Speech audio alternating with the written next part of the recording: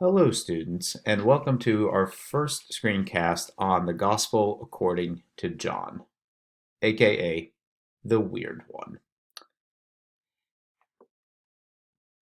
Today, we're going to take a look at how the Gospel of John got its name, what makes John unique among the other Gospels, John's agenda in writing the Gospel the way that he does, and then we'll take a close look at the prologue to the Gospel of John, which is about the first half of the first chapter.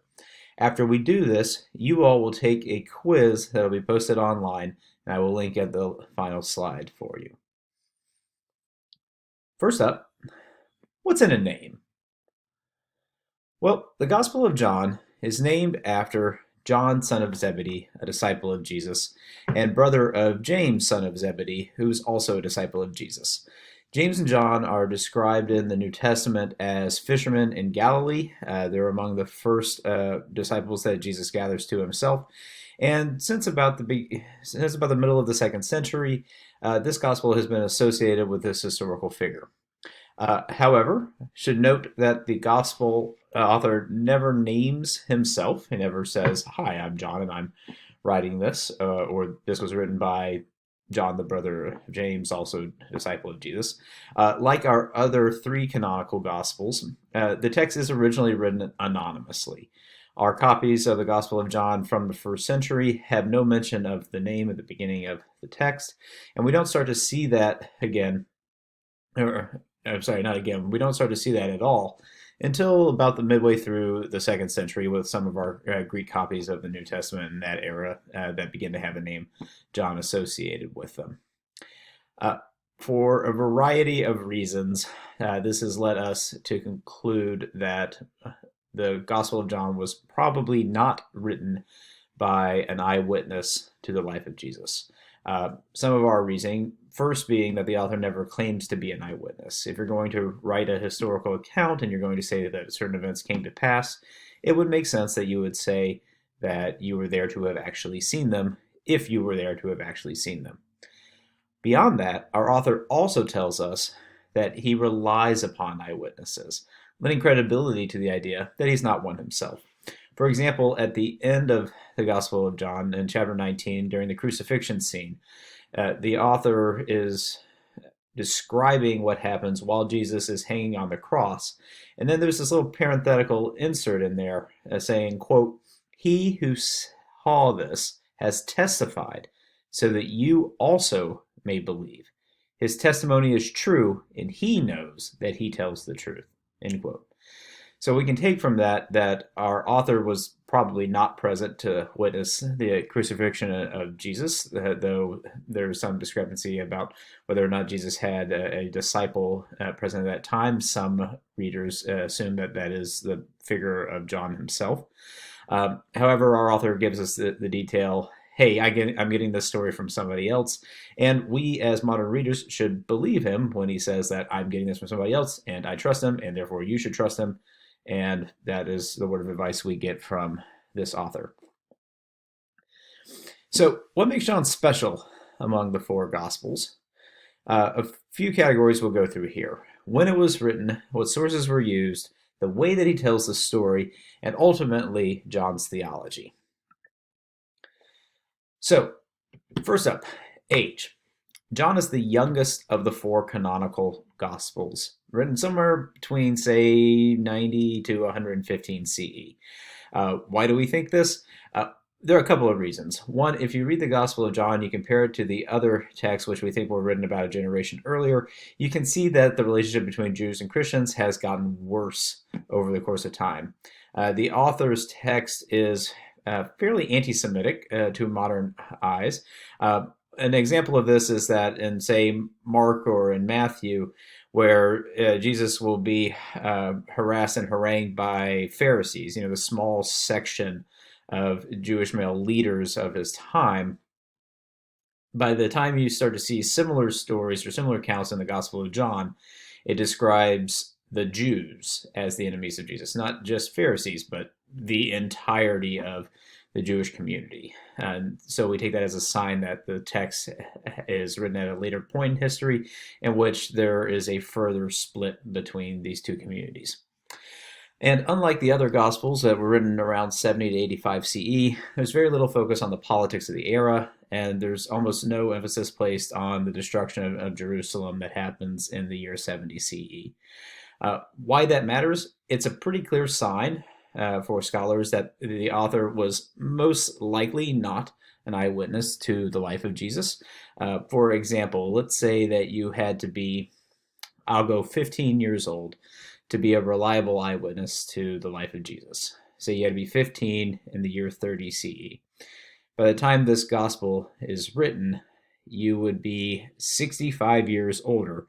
You'd be 80 years old in a time and place in which life expectancy was less than half of that figure for most people. It also means that the author is most likely not the historical John, son of Zebedee, who was described as an adult in the other Gospels. So it's probably likely that the historical John did not write this. It's probably likely that the author was not an eyewitness himself. Again, he never says it. So the time in which the story is written tells us a lot about who might have written it. Another thing that makes John unique among the four Gospels is that rather than rely upon a previous gospel, John's story comes from a completely separate set of text. Matthew, Mark, and Luke are what are known as synoptic gospels. Syn, like synonym, means similar, and optic means view or vision. You go to an optometrist when you need new eyeglasses.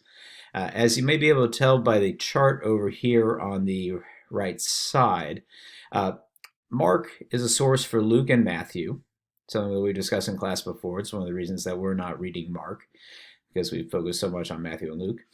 Luke and Matthew have a lot of material in common. I would suggest that Matthew is probably a source that Luke uses. Luke's got a little bit of his own thing. Matthew's got a little bit of his own thing. Mark has a very little bit that is just a Mark thing. But John's material is radically different from any of those other three. So Mark, Matthew, and Luke we call the Synoptic Gospels. John is just John. This does not mean, however, that John's story is entirely original.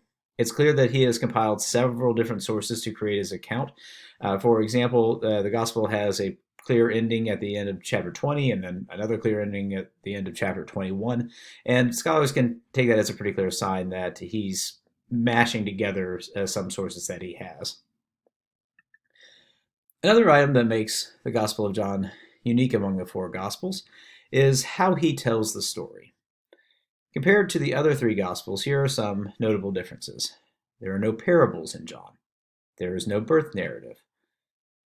The mother of Jesus is never named in the Gospel of John. John includes miracle narratives not found in other Gospels. There's no Last Supper in the Gospel of John. And beyond all that, Jesus dies on a different day compared to the other synoptic Gospels. In the course of our studies, we'll talk about each of these as they are important for our understanding of the New Testament. Finally, John's theology is different. John thinks about Jesus in a very different way. The Gospel of John presents the highest Christology of any gospel. Christology is the study of Christ, but used as a noun, it could also be used to describe the vision that an author has about who Jesus is. Whereas Mark and Matthew and Luke present Jesus as a very important and powerful human being. He really is kind of a human being in those stories. The idea that Jesus is divine, on the other hand, is present throughout the gospel according to John. And if you are a contemporary Christian, or most Christians around the world hold that Jesus is both fully human and fully divine, part of that theology emerges from the conflict between how Jesus is presented in the Synoptics and the version of Jesus that is presented here in the Gospel of John. John ultimately presents Jesus as God on earth, sent to be the perfect Passover sacrificial lamb to pay the debt of human sinfulness. That concept, not really present in Matthew, Mark, or Luke, but we will see why that is so important to John to describe Jesus as the Lamb of God. So, quick review of that background information. First, John is the youngest gospel. The author has different sources than the other gospels. John tells the story very differently from the other gospels. And we'll note this. Excuse me, I missed a segment here. Quick pause. The author also clearly states that they have an agenda in telling the story, and we as careful readers should keep this in mind when studying the text. I note that I skipped over that slide on John's agenda, so I'm going to hop back to it here real quick. So, what's John all about? Well, John does a big favor for us who are reading his gospel and want to know what he's all about. John explains that his purpose for writing this text more clearly, and he explains this more clearly than any other gospel author. He wants to save lives. And you say, hold on, wait, how does that work?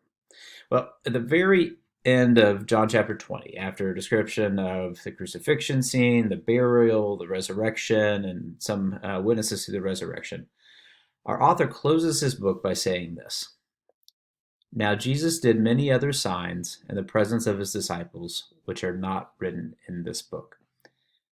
But these are written so that you may come to believe that Jesus is the Messiah, the Son of God, and that through believing you may have life in his name. Read that again carefully. If you believe, you will have life in his name. Our author explicitly states, I'm writing these so that you can come to believe that Jesus is the Messiah and the Son of God. That belief leads to life. Now listen here. When the author tells the audience that they have an objective in mind in writing a story, the audience should believe them. Consequently, it also means the audience should keep this agenda in mind when reading stories in the Gospel of John. We're going to pick up at the second video right after this.